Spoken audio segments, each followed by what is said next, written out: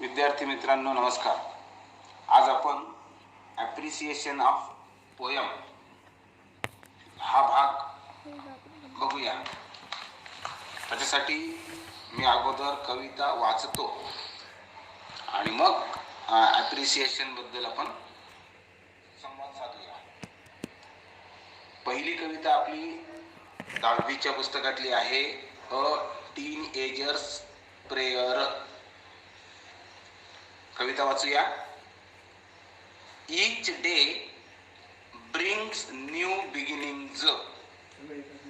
Decisions I must make. I am the only one to choose. I am the only one to choose the road that I will take. पहिला stanza संपलाय. दुसरा stanza वाचूया. I can choose to take the road of life that leads to great success, or travel down the darkened road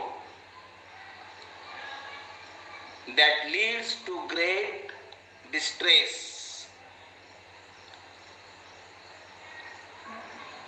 Please open up my eyes, dear Lord, that I might clearly see. तिसरी ओळ आहे तिसऱ्या स्टँजातली. Help me stand for what is right. Bring out the best in me. यानंतर चौथा stanza वाचूया. Help Lord to just say no when temptation comes my way, that I might keep my body clean. आणि चौथी ओळ आहे चौथ्या स्टँजाची. And fit for life each day when my teenage years are over. I know that I will see that life is lived its very best with you walking next to me. या कवितेचे कवी आहेत, poet म्हणून आपण त्यांना, जे MOS. आता थोडंसं ॲप्रिसिएशन बद्दल चर्चा करूया. ॲप्रिसिएशन मध्ये जे मुद्दे विचारले जातात त्यातला पहिला मुद्दा आहे टायटल. मी टायटल बद्दल तुम्हाला असं सांगेल की कवितेचं टायटल दिलेलं आहे ते आपण इथं लिहायचं आहे. म्हणजे पेपरमध्ये टायटल देऊन कविता दिलेली असते तर ते टायटल आपण लिहायचं आहे, अ टीनेजर्स प्रेयर. त्याच्यानंतर ॲप्रिसिएशन मध्ये आणखी एक प्रश्न असतो, तो म्हणजे या कवितेचे कवी कोण. तर पोएटचं नाव लिहायचं आपल्याला, जे मॉस, MORSE. आता याच्यानंतर ही जी पहिली कविता आपण पाहिली, अ टीनेजर्स प्रेयर नावाची, याच्यामध्ये जे जे रायमिंग वर्ड्स आलेले आहेत ते रायमिंग वर्ड अगोदर बघूया. प्रत्येक 2 ओळीचा विचार केला तर तुमच्या लक्षात येईल की आपल्याला रायमिंग वर्ड्स तिथे सापडतात. उदाहरणार्थ मेक अँड टेक. दुसरं आहे सक्सेस अँड डिस्ट्रेस. त्यानंतर सी आणि मी. त्यानंतर वे आणि डे. त्यानंतर पुन्हा एकदा सी आणि मी असे रायमिंग वर्ड्स त्याच्यामध्ये आपल्याला सापडतात. ओके. त्याच्यानंतर याची रायमिंग स्कीम जर विचारात घेतली तर ए बी सी बी अशी याची रायमिंग स्कीम आहे. ओके. त्याच्यानंतर आपल्याला फेवरेट लाईन कोणती आहे ते सांगायची आहे. तर ती कोणती तुम्हाला जी आवडली ती ओळ लिहायची आहे. मी एक ओळ सांगतो. Help lord to just say no. Help lord to just say no when temptation comes my way. आता याचे कारण मीमांसा सुद्धा आपल्याला द्यावे लागते किंवा आपल्याला ह्या लाईन्स का आवडलेल्या आहेत. तर त्याचं सोपं कारण आहे की गॉड इज ग्रेट.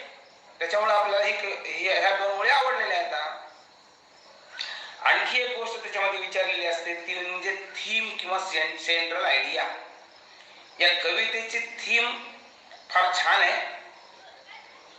इथे टीनेजरनं काही विशेष केलेले आहेत.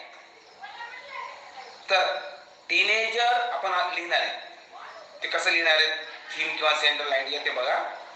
टीनेजर विशेष hair that God should help him or her in his way, in her difficulties or in her temptations. त्यानंतर या कवितेमध्ये वापरल्या गेलेले फिगर ऑफ स्पीचेस कोणते कोणते आहेत ते आपल्याला सांगायचे आहेत. याच्यामध्ये असा जर विचार केला तर अलिट्रेशन हे फिगर ऑफ स्पीच वापरलेलं आहे. त्यानंतर हेल्प लॉर्ड असं म्हटलेलं आहे. म्हणजे इथे अपॉस्ट्रॉफी वापरलेला आहे. त्याच्यानंतर पर्सोनिफिकेशनचा सुद्धा इथं उपयोग झालेला आहे. याच्यामध्ये रिपीटेशन आलेलं आहे. पुन्हा एक स्टँजा दोनदा आपण म्हटलेलं आहे किंवा काही ओळींचं इथे रिपीटेशन झालेलं आपल्याला दिसून येतं. त्याच्यानंतर मेटाफॉरचा सुद्धा इथे उपयोग झालेला आहे. अशा प्रकारे आपल्याला या कवितेमध्ये अप्रिसिएशनचे title, poet, rhyming scheme, favourite lines, त्यानंतर सेंट्रल आयडिया किंवा थीम ही सांगता आलेली आहे. आता याचे स्पेशल फीचर्स काय आहेत या कवितेचे ते आपल्याला सांगायचे आहेत. This poem is written in simple words. हे सगळ्यात महत्वाचं फीचर आहे. This poem is written in simple words म्हणजे ही कविता अगदी साध्या शब्दामध्ये लिहिलेली आहे. दुसरं आपण असं म्हणू शकतो म्हणजे स्पेशल फीचर मध्ये की in this poem a teenager is directly addressing to God. या कवितेमध्ये आपण जो कोण हे असेल बोलणारा असेल वक्ता असेल तो देवाला डायरेक्टली बोलतोय असं सुद्धा स्पेशल फीचर आपल्याला याच्यात सापडतो. आणि दुसरी गोष्ट अशी आहे and he or she shows his or her lower for God. त्यानंतर आपल्याला ही कविता आवडली का म्हणजे रिझन फॉर लाईक आणि डिसलाईक. म्हणजे पहिल्यांदा आपल्याला whether this poem is this poem I like this poem किंवा आय डिसलाईक दिस पोयम काही पण तुम्ही लिहू शकता. तर समजा तुम्ही लिहिलं की आय लाईक दिस पोयम तर त्याचं कारण तुम्ही लिहायचं आहे I like this poem because कारण सांगायचंय when we pray to God our wishes will be fulfilled. ही आपली धारणा असते. our wishes will be fulfilled. अशा प्रकारे आपण अप्रिसिएशन ऑफ पोयम त्यातली पहिली कविता पाहिलेली आहे. धन्यवाद. ओके.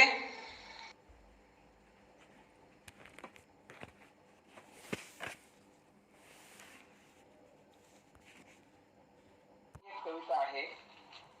त्या कवितेचं नाव आहे, शीर्षक किंवा टायटल सांगतो मी, basket full of moonlight. Basket full of moonlight. या कवितेचं आपल्याला ॲप्रिशिएशन आज अभ्यासावयाचं आहे.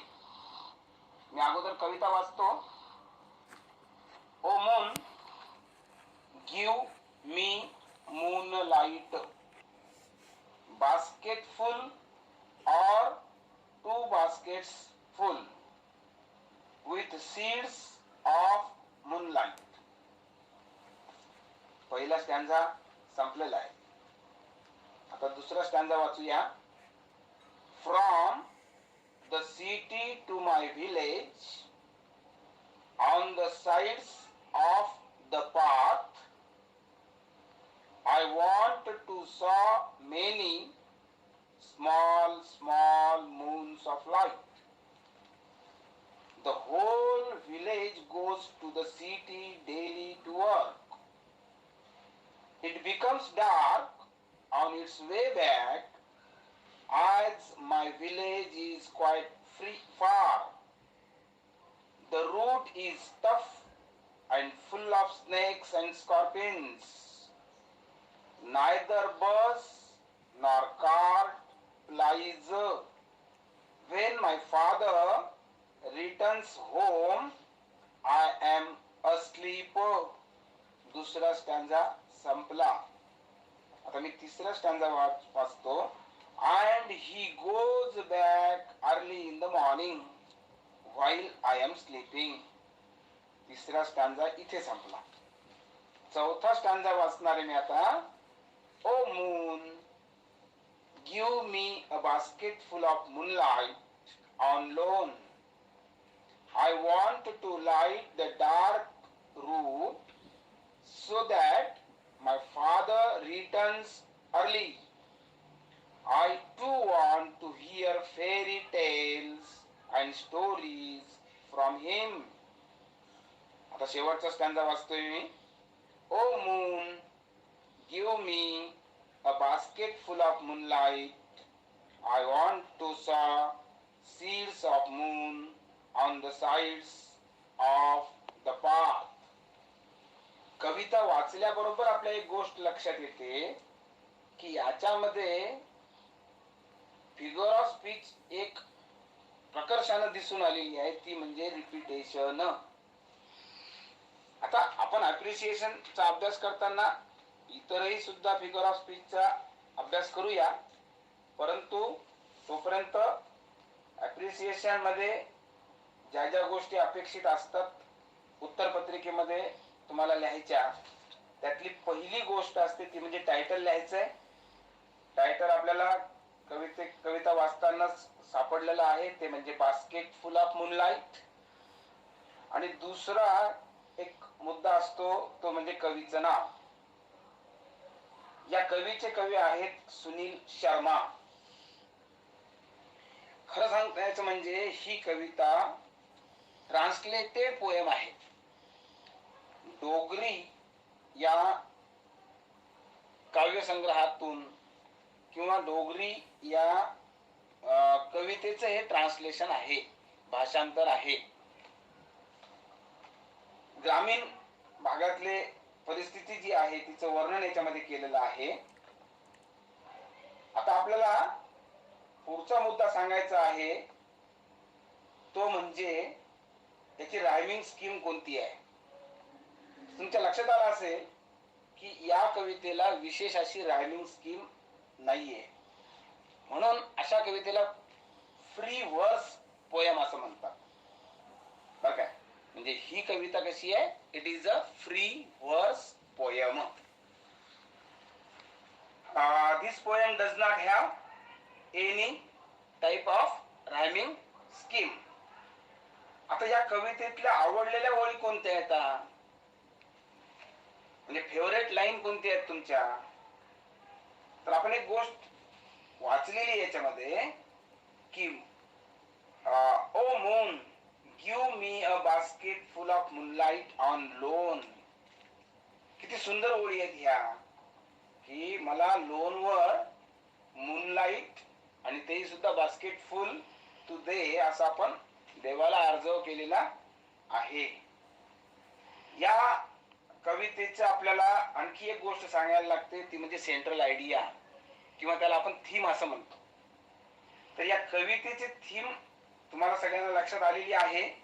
मी मुद्दाम त्या ओळी वाचतो म्हणजे तुमच्या ते पुन्हा एकदा लक्षात येईल की या कवितेचे थीम काय आहे.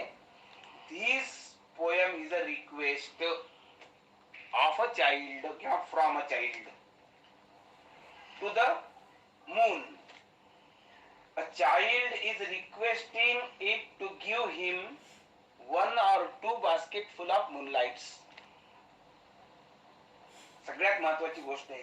आणि कशासाठी पाहिजे त्याला हे? Because he wants to sow the seeds of moonlight for his father who returns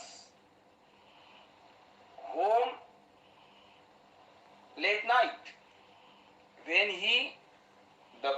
the child goes to sleep, his father returns to the city when the child is asleep. That means his father is Sunday father.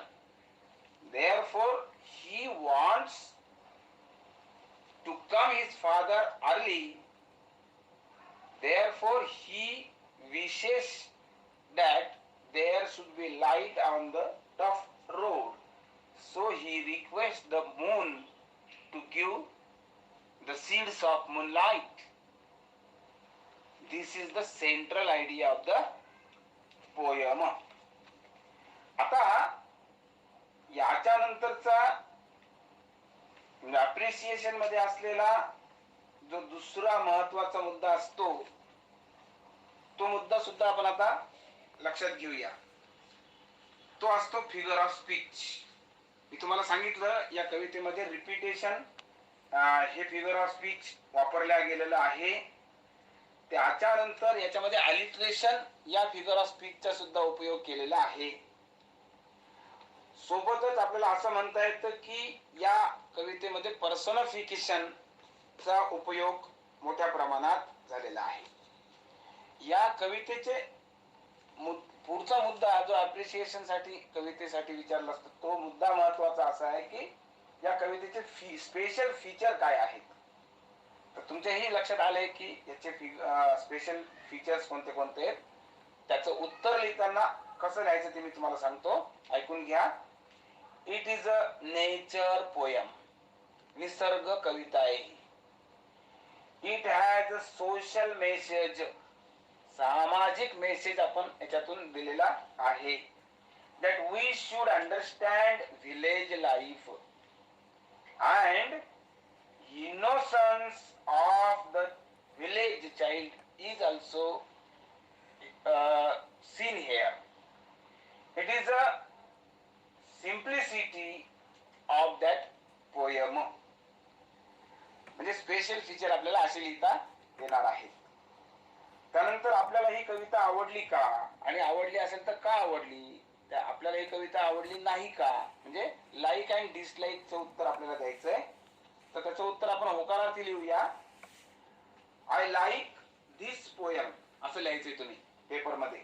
I like this poem because innocent village child request the moonlight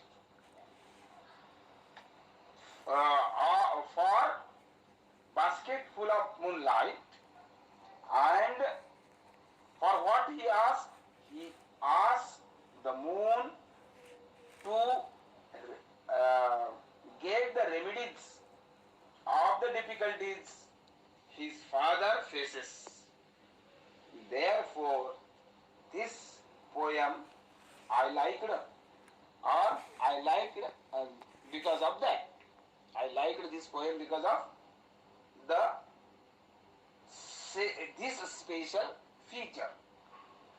Thank you. इथे कवितेचं appreciation संपलेलं आहे. आपण यानंतरच्या भागामध्ये पुढच्या कवितेचं appreciation बघूया. धन्यवाद.